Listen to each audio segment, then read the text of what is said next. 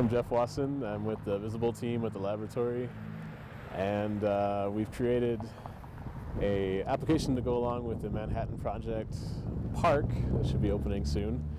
The application will be dubbed Secret City, though the full title will be Los Alamos, Secret City of the Manhattan Project. Overall, the application is a kind of 3D walkthrough of the way things were here and in Santa Fe during 1943, during the prime part of the Manhattan Project and the creation of Project Y here on the Hill. The idea being is so that you can be at home instead of having to walk around here in the beautiful 40-degree weather we're in, and go through the walking tour here in Los Alamos. So along with that, we have a augmented reality tour option. So if you are on the walking tour and not freezing, you can, sorry.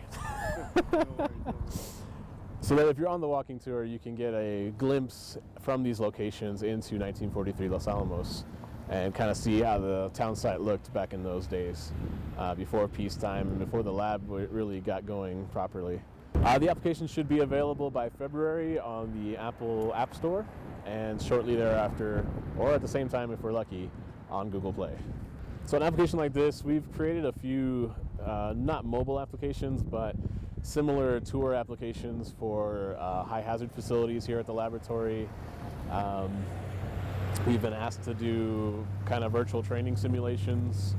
And so similarly, if you're not in the location, the idea being that you can still get that experience, at least part way, without the need to actually go there or spend the money to set up any sort of, if it's a training simulation, to set up equipment or to take time out of people's lives to actually do it. You also reach a wider audience with these kind of things, so anything really can be used for that, educationally, informational, historical. I know some of the parks folks are really excited. We're actually we've talked with the folks at Bandelier about doing some more augmented things with them, kind of recreating the sites that they have as they would have been in the older times. And so it does have a more broad application. It's just mostly trying to find the content to make it. Because a lot of times you'll have drawings and you'll have ideas that folks have had of what is there, what exists. With the town site here, we were lucky enough to have photographs of a lot of it. Almost every building, I think we had photographs and content, and people wrote letters. And so, I mean, there's a real broad range of what we can do with it. It's just the content has to be there. That's all we need. I do see a future for it. I don't see it replacing anything that exists currently, because you can have a virtual tour of like the Sistine Chapel, but being there it's never going to replace that. As long as the site exists and you can go there physically, this will help and this will get you into it. This will get you prepared for it, but it'll never replace it. But I think as it kind of gets more widely accepted, that the appeal will be there for those who maybe are interested but don't really care to go there or don't have the ability to.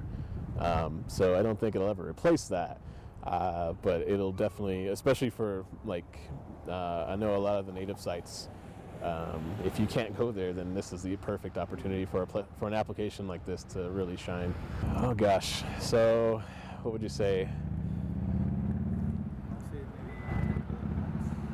Yeah, it's been about 10 months, full-time effort, and about five folks, and that's one programmer, 4 artists. I'm the lucky programmer. As far as I understand, the archaeology department here at the laboratory is funding it.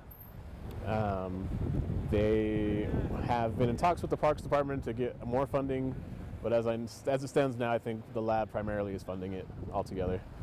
So they're just pulling it out of their budget because they saw an opportunity and they really wanted to jump on it.